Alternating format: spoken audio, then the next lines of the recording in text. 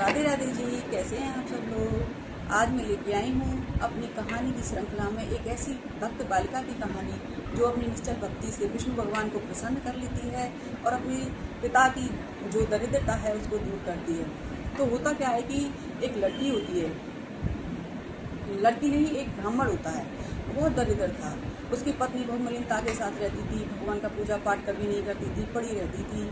सुबह उठ के खाना खा लिया, कोई नियम आचरण नहीं, कोई कुछ नहीं। लेकिन जो ब्राह्मण था वो भगवान की भक्ति करता था, तो उसके पुण्य फल से उनके यहाँ एक बेटी का जन्म होता है और वो भगवान विष्णु की भक्त बनती है। सुबह उठती है, भगवान की पूजा पाठ करती है और अपनी मुट्ठी में जौ भर के ले जाती है और इतना भक्ति करती है कि उसका जो भक्ति का जो भाव था बहुत निश्चल होता है।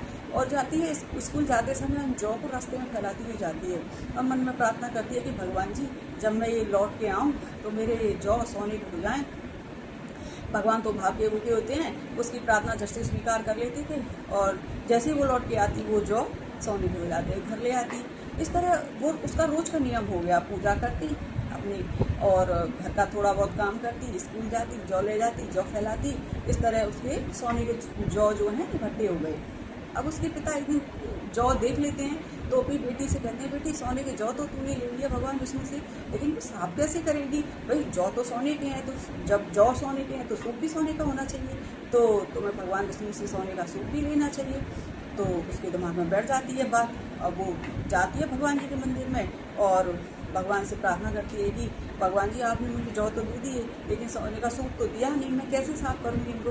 अब क्या है कि वो बच्ची थी तो भगवान उसकी भक्ति से जैसे रीझ जाते हैं उसकी भक्ति से और बहुत प्रसन्न हो जाते हैं और उसको एक सूप दे देते हैं। अब क्या होता है कि वो बच्ची उस सोने के सूप में और जौ साफ करती थी। एक दिन वो अपने घर के बाहर ऐसे सोने के सूप में जौ साफ कर रही थी तो वहाँ का जो राजकुमार था वो वहाँ से निकला। तो सुंदर तो वो थी लड़की, तो वो उसके रूप और कार्य को देख के मोहित हो गया। बोलता है कि अरे ये बड़ी विचित्र बालिका है कि इसके पास सोने के जौ हैं, सोने के सूप में साफ कर रही है इनको और कितनी सुंदर है, मैं तो इसी से शादी करूँगा। घर जाके पड़ गया वो तो बिना खाना पीना खाए। अब राजा को इस बात की चिंता होने लगी कि एक राजकुमार हो गया, ऐसा क्या हो गया जो ये इस तरह से आचरण कर रहा है, इस तरह से व्यवहार कर रहा है, क्या बात है। तो वो मंत्री से कहती हैं कि तुम ही पूछो, मुझे तो नहीं बताएगा वो। तो क्योंकि अधिकतर बच्चे अपने माँ बाप से बातें शेयर नहीं करते, दूसरों से कर लेते हैं। तो वो मंत्री जाता है उसके पास, तो वो उनसे कहता है कि इस तरह से मैंने एक कन्या को देखा था और वो सोने की जौ सोने के सूप में साफ कर रही थी, अब मुझे उसी लड़की से शादी करनी है। तो राजा कहते हैं तुमने तब से क्यों नहीं बताया, हम तो उसी लड़की से विवाह करेंगे तुम्हारा, जो तुम चाहते हो, भाई तुम हमारे इकलौते बेटे हो। तो राजा उस बेटी का विवाह और अपने पुत्र से करवा देता, बड़ी धूमधाम से विवाह होता है। वो लड़की उसका गरीब ब्राह्मण था, उसके घर को छोड़कर और राजमहल में आ जाती है। अब क्या था कि वो जितना भी उस ब्राह्मण के घर में धन था, जितना भी उसके समृद्धि थी, वो सब उस बेटी के प्रभाव से थी। कहते हैं, वैसे भी कहते हैं कि बेटी तो भाग्य लेके आती है, भाग्य लक्ष्मी होती है पिता के लिए, तो वो भी अपने पिता के लिए भाग्य लक्ष्मी थी।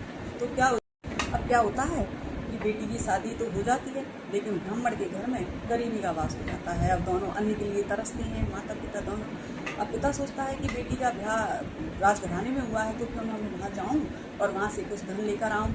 अब वो चला जाता है पिता, तो बेटी से सारा हाल कहता है कि बेटी इस तरह से ये बात है कि अब तो खाने को भी नहीं मिलता है, हमें बहुत बुरा हाल है। तो बेटी कुछ धन अपने पिता को दे देती है और विदा कर देती है। अब वो धन थोड़े दिन ही चलता है क्योंकि उसका माँ का वही रवैया रहता है, वो ना भगवान को मानती है, ना उठती है, ना पूजा पर। सुबह उठ के खाना खा लिया, उसका कुछ भी ऐसा पॉजिटिव काम नहीं था जिससे भगवान उसे प्रसन्न रह सके, इसलिए उसके घर में दरिद्रता का वास रहता था। तो पिता फिर से अपनी बेटी के पास आता है, बेटी फिर से मदद कर देती है। कुछ दिन बाद फिर से धन खत्म हो जाता है, फिर से पिता बेटी के पास आता है, बेटी गुस्सा आ जाता है। वो कहती है कि पिताजी मैं इस तरह आपकी मदद कब तक करूँगी, आपको भी तो कुछ ऐसा करना चाहिए कि जिससे माता महालक्ष्मी आपसे प्रसन्न हो, आपके घर में वास हो उनका। तो वो कहते हैं अच्छा बेटी तो बताओ, कि आपको नहीं बताऊंगी, आप माँ को लेकर आना, मैं उन्हें बताऊंगी। तो वो जाते हैं और उस अपनी पत्नी के साथ में फिर से वापस आते हैं। अब होता क्या है कि वो अपनी माँ को समझाती है कि माँ तुम सुबह जल्दी उठना और मेरे साथ पूजा पाठ, क्योंकि दूसरे दिन बृहस्पतिवार था वो, कि मेरे साथ उठना, विष्णु भगवान की पूजा पाठ करना और हम कहानी गाएंगे और तुम व्रत रहना। तो वो कहती है ठीक है बेटा, जैसे तुम कहती हो मैं वैसे ही कर लूँ। अब सुबह उठता है उसको, क्योंकि रोज की आदत थी, तो सुबह उठते ही अपनी बेटी के जो बच्चे थे वो नाश्ता कर रहे थे, उनके बच्चे की बोतल खा लेती। बेटी को बहुत गुस्सा आता है कि ये क्या किया, मैंने इतना तो समझाया था फिर भी इन्होंने ऐसा कर दिया, इस तरह कैसे चलेगा। उसे गुस्सा आ जाती है, अपनी माँ को कमरे में बंद कर देती है। माँ को भूखा प्यासा रखा पूरे दिन, क्योंकि बृहस्पतिवार था। अब साहब क्या होता है कि एक ही रात में बृहस्पतिवार, क्योंकि उसका जाने अनजाने व्रत हो गया विष्णु भगवान का, तो सुबह उठती है, उसकी बुद्धि एकदम ठीक हो जाती है। उठती है, उठ करके नहाती है, पूजा पाठ करती है और भगवान का ध्यान करती है। अब धीरे धीरे क्या होता है, उसको खुद को ही इतनी लगन लग जाती है, विष्णु भगवान की इतनी कृपा हो जाती है उसके ऊपर कि वो खुद ही इतनी पूजा पाठ करने लगती है, खुद ही अच्छा आचरण करने लगती है।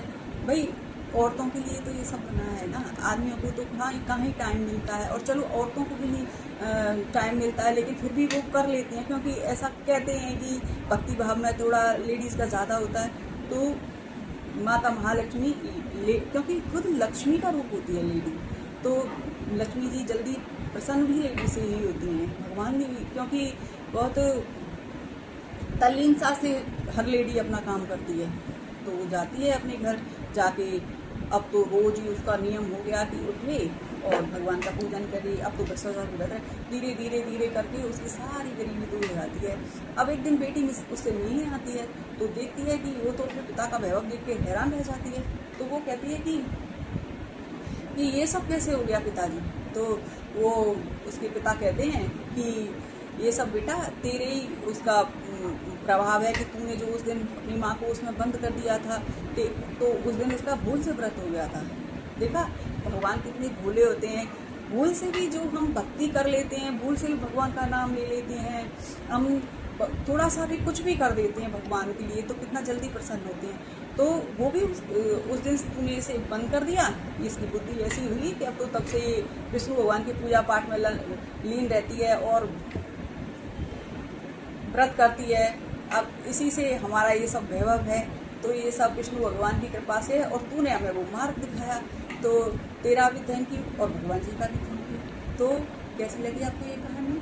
ऐसी भी और भी मैं इंटरेस्टिंग कहानियाँ लेकर आऊँगी आपके लिए, तो इसलिए हमारे चैनल को लाइक करें, शेयर करें, सब्सक्राइब करना ना भूलें। Thank you. राधे राधे।